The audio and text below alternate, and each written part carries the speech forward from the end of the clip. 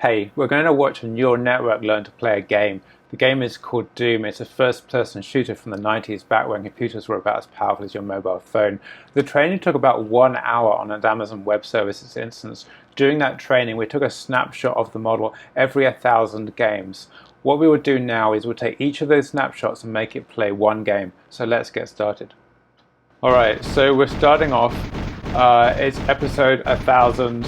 At the moment, it's cost about 1 cent to learn to play, so it's still moving pretty randomly, basically just moving to one side and firing.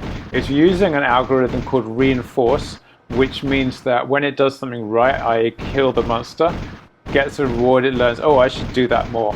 When it does something wrong, in other words, it doesn't kill the monster, it learns, all right, whatever I just did, I should do that less. This is called reinforced, otherwise called policy gradients. Now we're up to episode 9000. We've spent 6 cents. It's taken 1/5 of an hour. It's still moving pretty randomly.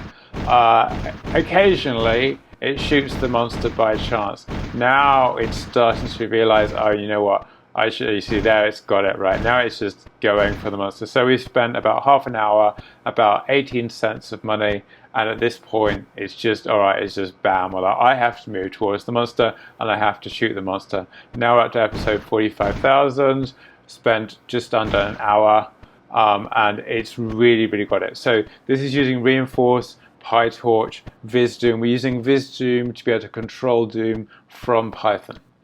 So there you go.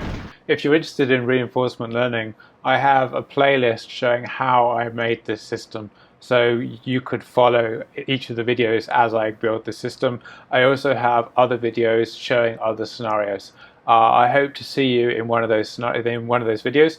If you liked this video, please click like. If you've got any comments or suggestions, things you'd like to see done differently, whatever, just please put those in the comments and maybe I'll see you in a new video.